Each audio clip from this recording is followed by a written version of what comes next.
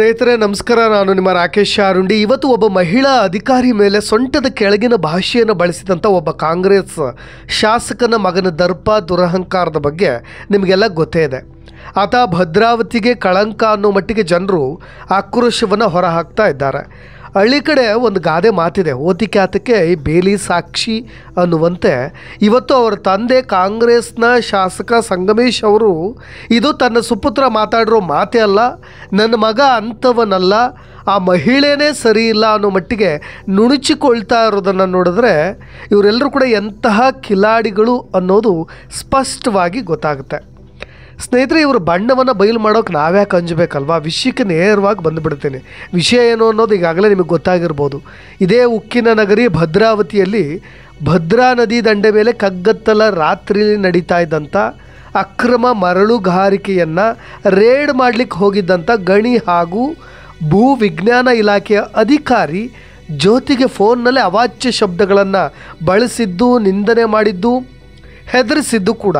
ಆ video viral ಆಗ್ತಾ ಇದೆ. ಒಬ್ಬ ಮಹಿಳೆಗೆ ಈ ರೀತಿಯ ಪದಪ್ರಯೋಗವನ್ನು ಈಗ ಎಲ್ಲ ಕಡೆ ಖಂಡಿಸ್ತಾ ಇರೋದು ಕೂಡ ಸಹಜವಾಗಿ ನಾವು ಒಪ್ಪಿಕೊಳ್ಳಲೇಬೇಕು. ಮಾಡ್ತಿರೋದೇ ಅಕ್ರಮ ಮರಳುಗಣಿಗಾರಿಕೆ. ಅದರಲ್ಲಿ ಮಹಿಳಾ ಅಧಿಕಾರಿಯ ಮೇಲೆ ಆವಾಜ್ ಹಾಕಿ ದಾದಾಗಿರಿಯನ್ನು ತೋರಿದಂಥ ಸಂಗಮೇಶ್ ಅವರ ಪುತ್ರ ಬಸವೇಶ್ ಕುರಿತಾಗಿ ವ್ಯಾಪಕವಾದಂಥ ಆಕ್ರೋಶ ಕೂಡ ವ್ಯಕ್ತವಾಗ್ತಾ ಇದೆ. ಆದರೆ ಮಹಿಳಾ ಅಧಿಕಾರಿ ವಿರುದ್ಧ ಅವಾಚ್ಯವಾಗಿ ನಿಂದಿಸಿರ್ತಕ್ಕಂಥ ಆರೋಪಕ್ಕೆ ಸಂಬಂಧಪಟ್ಟ ಹಾಗೆ ಈಗಾಗಲೇ FIR ದಾಖಲಾಗಿದೆ. ಆದರೆ ಅಚ್ಚರಿ ಅಂದರೆ ಇದೇ FIRನಲ್ಲಿ ಬಸವೇಶ್ ಅವರ ಹೆಸರು ಕಾಣಸಿಗ್ತಾ ಇಲ್ಲ. ಅದು ಒಂದು ಆತಂಕಕಾರಿ ವಿಷಯ. ಈ ಕೇಸ್ನ ಮುಚ್ಚಿ ಹಾಕೋ ಪ್ರಯತ್ನ ನಡೀತಾ ಇದೆ ಅನ್ನೋದು ಸ್ಪಷ್ಟವಾಗಿ ಗೊತ್ತಾಗ್ತಾ ಇರೋದು. ಆಡಳಿತ ಪಕ್ಷದ ಶಾಸಕರಾಗಿರೋ ಸಂಗಮೇಶ್ ಮಧ್ಯಸ್ಥಿಕೆಯನ್ನು ವಹಿಸಿದ್ದಾರೆ. ಹಾಗಾಗಿಯೇ ಈ ಕೇಸ್ ಮಕಾಡೆ ಮಲಗಿಸಬೇಕು ಅನ್ನೋ ಎಲ್ಲ ಲಕ್ಷಣಗಳು ಕೂಡ ಈಗ ಮೇಲ್ನೋಟಕ್ಕೆ ಕಾಣಸಿಗ್ತಾ ಇರೋದು. ಜೊತೆಗೆ ಆ ಮಹಿಳಾ ಅಧಿಕಾರಿಗೆ ಎಷ್ಟು ಬೆದರಿಕೆ ಒಡ್ಡಿದ್ದಾರೋ ಏನೋ ಗೊತ್ತಿಲ್ಲ. ಆಕೆ ಈಗಾಗಲೇ FIRನೂ ಕೂಡ ಕೊಟ್ಟಾಗಿದೆ, ಕೇಸ್ ರಿಜಿಸ್ಟರ್ ಆಗಿದೆ. ಆದರೂ ಕೂಡ ಆ ಮಹಿಳಾ ಅಧಿಕಾರಿ ಜ್ಯೋತಿ ಅವರು ಮಾಧ್ಯಮಗಳ ಮುಂದೆ ಮಾತನಾಡಬೇಕಾದ್ರೆ ಸ್ವಲ್ಪ ಅದು ಸ್ಪಷ್ಟವಾಗಿ ಗೊತ್ತಾಗ್ತಾ ಇತ್ತು ಯಾಕೆ ತಾನು ಸಂಗಮೇಶ್ ಅವರ ಹೆಸರನ್ನು ತೆಗೆದುಕೊಂಡಿಲ್ಲ ಅನ್ನೋದು. ಅದು ಯಾರಿಗಾದರೂ ಗೊತ್ತಾಗುತ್ತೆ. ಫ್ಯಾಮಿಲಿ ಇರುತ್ತೆ, ಮಕ್ಕಳು ಇರ್ತಾರೆ, ಗಂಡ ಇರ್ತಾನೆ, ಒಂದು ಕುಟುಂಬ ಇರುತ್ತೆ, ಅವರೆಲ್ಲರ ಒತ್ತಡ, ಜೊತೆಗೆ ಇದೇ ಅಧಿಕಾರಿಗಳ ಒತ್ತಡವೂ ಕೂಡ ಇರ್ಬೋದು. ಇನ್ನು ಏನೆಲ್ಲ ಬೆದರಿಸಿದ್ದಾರೋ, ಯಾರ್ಯಾರಿಂದ ಬೆದರಿಕೆ ಕರೆಗಳು ಕೂಡ ಹೋಗಿದೆಯೋ ಅದು ಕೂಡ ಗೊತ್ತಿಲ್ಲ. ಮತ್ತೊಂದೆಡೆಗೆ ಇದೇ ಕರ್ನಾಟಕದ ಗೃಹ ಸಚಿವರಾಗಿರೋ ಪರಮೇಶ್ವರ್ ಅವರು ಈ ಘಟನೆಗೂ ಸರ್ಕಾರಕ್ಕೂ ಸಂಬಂಧವೇ ಇಲ್ಲ ಅಂತ ಹೇಳಿಬಿಟ್ಟಿದ್ದಾರೆ. ಅದು ಅವರ ಆಜನ್ಮ ಸಿದ್ಧ ಹಕ್ಕು ಬಿಡಿ. ಅದು ಯಾಕೆಂದರೆ ಆ ರೀತಿಯಾಗಿ ಮಾತನಾಡದೇ ಇದ್ದರೆ ನಮಗೆ ಇದು ನಮ್ಮ ಗೃಹ ಸಚಿವರು ಅಂತಲೇ ಗೊತ್ತಾಗೋದಿಲ್ಲ, ನಮ್ಮ ಪರಮೇಶ್ವರ್ ಅವರು ಇವರು ಅನ್ನೋದು ಗೊತ್ತಾಗೋದಿಲ್ಲ. ಅವರೇನಾದರೂ ಖಡಕ್ಕಾಗಿ ರಿಯಾಕ್ಟ್ ಮಾಡಿಬಿಟ್ರೆ ನಮಗೆ ಕೂಡ ಅನುಮಾನ ಬಂದುಬಿಡುತ್ತೆ. ಅದಿರಲಿ, ಈ ಮಹಿಳಾ ಅಧಿಕಾರಿ ಸರ್ಕಾರದ ಅಧಿಕಾರಿ ಅಲ್ವೋ ಅಥವಾ ಹೌದೋ ಗೊತ್ತಾಗ್ತಾ ಇಲ್ಲ ನಮಗೆ. ಅದು ಈ ಗೃಹ ಸಚಿವರು ಉತ್ತರ ಕೊಡಬೇಕು. ಈ ಮಹಿಳಾ ಅಧಿಕಾರಿ ಕೂಡ ಸರ್ಕಾರದ ಅಧಿಕಾರಿ ಅಲ್ವಾ, ಅಥವಾ ಆ ಶಾಸಕನ ಮಗ ಆತ ಕಾಂಗ್ರೆಸ್ ಶಾಸಕನ ಮಗನ ಅಲ್ವೋ ಹೌದೋ ಅನ್ನೋದು ಕೂಡ ಗೊತ್ತಾಗಬೇಕಾಗಿದೆ. ಆ ಶಾಸಕ ಸಂಗಮೇಶ್ ಅವರು ಗೂಟದ ಕಾರಲ್ಲಿ ಓಡಾಡ್ತಿದ್ದಾರೋ ಅಲ್ವೋ, ಅಥವಾ ಈ ಪೊಲೀಸ್ ಠಾಣೆ ಸರ್ಕಾರಕ್ಕೆ ಸೇರಿದೆಯೋ ಇಲ್ವೋ ಗೊತ್ತಿಲ್ಲ. ಸರ್ಕಾರಕ್ಕೆ ಸಂಬಂಧಿಸಿದ ಪ್ರಕರಣ ಅಂದರೆ ಯಾವುದು? ಹಾಗಾದರೆ ಇದೇ ಗೃಹ ಸಚಿವರು ಕಾಂಗ್ರೆಸ್ಗೆ ಗೃಹ ಸಚಿವರಾಗಿ ಕೆಲಸ ಮಾಡ್ತಾ ಇದ್ದಾರೋ ಅಥವಾ ರಾಜ್ಯದ ಗೃಹ ಸಚಿವರಾಗಿ ಕೆಲಸ ಮಾಡ್ತಾ ಇದ್ದಾರೋ ಅಂತ ಇದೇ BJP ಪ್ರಶ್ನೆ ಮಾಡ್ತಾ ಇರೋದು ಸರಿಯಾಗೇ ಇದೆ ಅಂತ ನಮಗೂ ಕೂಡ ಅನ್ನಿಸ್ತಾ ಇದೆ. ಈ ಮಹಿಳಾ ಅಧಿಕಾರಿಯನ್ನು ಅವಾಚ್ಯವಾಗಿ ನಿಂದನೆ ಮಾಡಿರ್ತಕ್ಕಂಥ ಆರೋಪಕ್ಕೆ ಸಂಬಂಧಪಟ್ಟ ಹಾಗೆ ಭದ್ರಾವತಿಯ ಶಾಸಕ ಸಂಗಮೇಶ್ ಅವರ ಪುತ್ರ ಬಸವೇಶ್ ಅವರು ನೇರ ಆರೋಪಿ ಅಂತ ನಾವೆಲ್ಲರೂ ಕೂಡ ಊಹೆ ಮಾಡ್ಬೋದು. ಏವನ ಆರೋಪಿ ನಮ್ಮ ಪ್ರಕಾರ, ಆ ವಿಡಿಯೋದ ಪ್ರಕಾರ, ಆಡಿಯೋದ ಪ್ರಕಾರ. ಆದರೆ ಈ ಪ್ರಕರಣಕ್ಕೆ ಸಂಬಂಧಪಟ್ಟ ಹಾಗೆ ಭದ್ರಾವತಿಯ ಹಳೆ ನಗರ ಪೊಲೀಸ್ ಠಾಣೆಯಲ್ಲಿ FIR ದಾಖಲಾಗಿದೆ. ಆದರೆ FIRನಲ್ಲಿ ಬಸವೇಶ್ ಅವರ ಹೆಸರೇ ಇಲ್ಲ. ಬಸವೇಶ್ ಅವರ ಹೆಸರು ಬಿಟ್ಟು ಯಾರೋ 6-7 ಮಂದಿ ಅನಾಮಧೇಯರ ಹೆಸರು ಕೂಡ ದಾಖಲಾಗಿದೆ. FIRನಲ್ಲಿ ದಾಖಲು ಮಾಡಿರ್ತಕ್ಕಂಥ ಯಾರೋ ಪರಿಚಯವೇ ಇಲ್ಲದವರ ಅಪರಿಚಿತರ ಒಂದು 7 ಹೆಸರುಗಳು ರಿಜಿಸ್ಟರ್ ಮಾಡಲಾಗಿದೆ. ಅದರಲ್ಲಿ ಈಗಾಗಲೇ 3 ಜನರನ್ನು ಬಂಧಿಸಿದ್ದಾರಂತೆ. ಯಾಕೆ ಅಂದರೆ ಈ ಫೋನ್ನಲ್ಲಿ ಮಾತನಾಡ್ತಾ ಇದ್ದ ಬಸವೇಶ್ ಅವರು ನಮಗೆಲ್ಲರಿಗೂ ಕೂಡ ಗೊತ್ತಿರೋ ಹಾಗೆ ಆತನೇ ಅಂತ ಹೇಳಿ ಗೊತ್ತಾಗಿದೆ. ಏವನ್ ಆರೋಪಿಗೆ ಅವ್ರ ಹೆಸರು ಇರಬೇಕಾಗಿತ್ತು.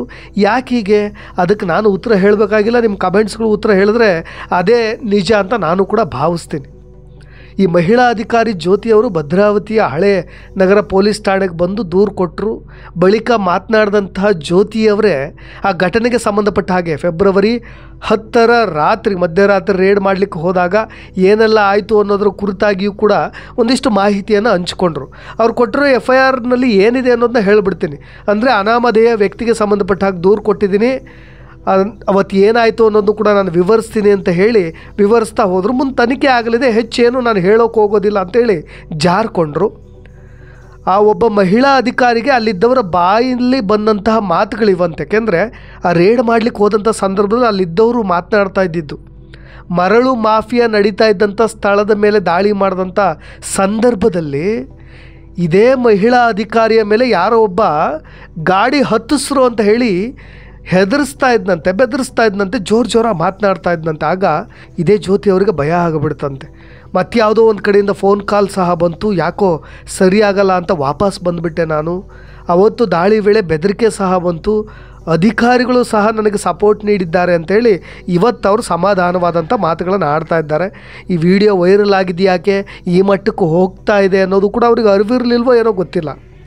ಮಹಿಳೆಯರಿಗೆ ರಕ್ಷಣೆ ಇಲ್ಲ, ಮಹಿಳಾ ಅಧಿಕಾರಿಗಳಿಗೆ ಗೌರವವಂತೂ ಈಗಿನ ಸದ್ಯದ ಪರಿಸ್ಥಿತಿಯಲ್ಲಿ ಇಲ್ಲವೇ ಇಲ್ಲ.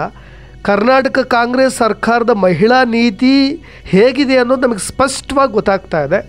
ಒಂದು ಕಡೆ ಮರಳುಗಾರಿಕೆಯನ್ನು ದಂಧೆಯನ್ನು ತಡಿಲಿಕ್ಕೆ ಹೋಗಿದ್ದಕ್ಕೆ ಒಬ್ಬ ಮಹಿಳಾ ಅಧಿಕಾರಿಗೆ ಸಿಕ್ಕಂಥ ಬಹುಮಾನ ಗಾಡಿ ಹತ್ತಿಸ್ಬಿಡ್ರೋ ಅನ್ನೋದು ಸ್ಪಷ್ಟವಾಗಿ ನಿಮಗೆಲ್ಲ ಗೊತ್ತಾಗ್ತಾ ಇದೆ. ಸದ್ಯ ಆಡಳಿತಾರೂಢ ಕಾಂಗ್ರೆಸ್ನಲ್ಲಿ ಯಾವ ಮಟ್ಟಿಗಿದೆ ಅಂತ.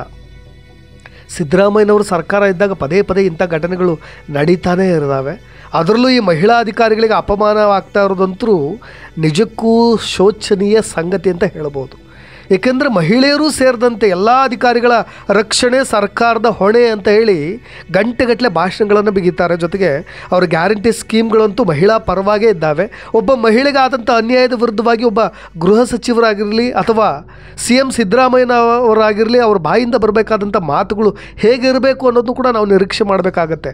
ಅದು ಕೂಡ ಹೀಗಿರಬೇಕಾಗಿಲ್ಲ ಅನ್ನೋದು ನನ್ನ ವಾದ ಅಷ್ಟೇ. ಒಬ್ಬ ಮಹಿಳಾ ಅಧಿಕಾರಿಗೆ ಆಗ್ತಾ ಇರ್ತಕ್ಕಂಥ ಅಪಮಾನ ಅದನ್ನು ನೋಡಿಕೊಂಡು ಕೂಡ ಸರ್ಕಾರ ಕಣ್ಣಾರೆ ಕಂಡರೂ ಕೂಡ ಸರ್ಕಾರ ಅದನ್ನು ಕೇಳಿಸಿದ್ರೂ ಕೂಡ ಕೇಳಿಸದಂತೆ ವರ್ತಿಸ್ತಾ ಇದೆಯಲ್ಲ, ಅದು ನಾವೆಲ್ಲರೂ ಕೂಡ ಒಪ್ಪಬೇಕಾಗಿಲ್ಲ ಅನ್ನೋದಷ್ಟೇ. ಇದು ಇವತ್ತೇ ಅಲ್ಲ, 2016 ಪ್ರಕರಣ ಕೂಡ ಅಷ್ಟೇ. ಸಿದ್ದರಾಮಯ್ಯನವರ 1.0 ಸರ್ಕಾರ ಇತ್ತಲ್ಲ, ಅವಾಗ ಕೂಡ್ಲಿಗಿ DYSP ಅನುಪಮಾ ಶೆಣೈ ಅವರು ಅವತ್ತು ಹೂವಿನ ಹಡಗಲಿ ಶಾಸಕ ಹಾಗೂ ಕಾರ್ಮಿಕ ಸಚಿವ PT ಪರಮೇಶ್ವರ್ ನಾಯಕ್ ನಡುವೆ ಇದೇ ರೀತಿಯಾದಂಥ ವಿವಾದ ಶುರುವಾಗಿತ್ತು. ಸಚಿವರಾಗಿದ್ದಂಥ PT ಪರಮೇಶ್ವರ್ ಅವರ ಫೋನ್ ಕಾಲನ್ನು ರಿಸೀವ್ ಮಾಡಲಿಕ್ಕೆ ಸ್ವಲ್ಪ ತಡ ಆಯಿತು ಅನ್ನೋ ಕಾರಣಕ್ಕೆ ಆ ಸಚಿವರು ಅನುಪಮಾ ಶೆಣೈ ಅವ್ರನ್ನ ತರಾಟೆಗೆ ತೆಗೆದುಕೊಂಡಿದ್ದರು. ಪ್ರತಿಯಾಗಿ ಶೆಣೈ ವಿರುದ್ಧ ಕಿಡಿಕಾರಿದ್ರು. ಇದು ಇಬ್ಬರ ನಡುವೆ ವಾರಗಟ್ಟಲೆ ಆರೋಪ ಪ್ರತ್ಯಾರೋಪ ಶುರುವಾಗ್ಬಿಡ್ತು. ಸೋಷಿಯಲ್ ಮೀಡಿಯಾದಲ್ಲಿ ವೈರಲ್ ಆಯಿತು. ಅದಾದ ಮೇಲೆ ಗಂಭೀರ ಆರೋಪಗಳು ಕೂಡ ಕೇಳಿಬಂದವು. ಪರಮೇಶ್ವರ್ ಅವರ ವಿರುದ್ಧವಾಗಿ ಗಂಭೀರ ಆರೋಪಗಳು ಕೇಳಿ ಬಂದ ಮೇಲೆ ಸಾರ್ವಜನಿಕ ವಲಯದಲ್ಲಿ ಚರ್ಚೆಗಳು ಶುರುವಾದ ನಂತರ ಕಡೆಗಾಗಿದ್ದೇನು ಅನುಪಮಾ ಶೆಣೈ ಅವರ ರಾಜೀನಾಮೆ. ಇದೇ ರೀತಿಯಾಗಿ ಇವ್ರ ಕೇಸ್ನಲ್ಲೂ ಕೂಡ ಆಗಬಹುದೇನೋ. ಅದೇ ಬೆದರಿಕೆಗೆ ಹೆದರಿ ಜ್ಯೋತಿ ಅವರು ಈಗ ಹಿಂದೆ ಸರಿತಾ ಇದ್ದಾರೋ ಏನೋ ಗೊತ್ತಿಲ್ಲ. ಒಟ್ಟಾರೆಯಾಗಿ ಅಧಿಕಾರಿಗಳ ಮೇಲೆ ಈಗ ಪದೇ ಕಿರುಕುಳ ನಡೀತಾ ಇರೋದು ಸರ್ಕಾರಕ್ಕೆ ಶೋಭೆ ತರೋ ವಿಚಾರವೇ ಅಲ್ಲ. ಮಹಿಳಾ ಮತದಾರರ ಮೇಲೆ ಇಷ್ಟು ದುಷ್ಪರಿಣಾಮ ಬೀರಬಹುದಾದಂಥ ಕೇಸ್ ಇದು. ಒಂದು ಕಡೆ ಕಾಂಗ್ರೆಸ್ ಸರ್ಕಾರ ಆತ್ಮಾವಲೋಕನ ಮಾಡಿಕೊಳ್ಬೇಕು, ವೋಟ್ ಹಾಕುವಂತಹ ನಾವು ಕೂಡ ಆತ್ಮಾವಲೋಕನ ಮಾಡಿಕೊಳ್ಬೇಕು. ನಿಮ್ಮ ಅಭಿಪ್ರಾಯ ಕೂಡ ಇಂಪಾರ್ಟೆಂಟ್ ಆಗುತ್ತೆ, ಅದನ್ನು ಕಮೆಂಟ್ಸ್ನಲ್ಲಿ ತಿಳಿಸಿ ಅಂತ ಹೇಳ್ತಾ ಇನ್ನಷ್ಟು ವಿಷಯಗಳೊಂದಿಗೆ ಮತ್ತೆ ಬರ್ತೀನಿ.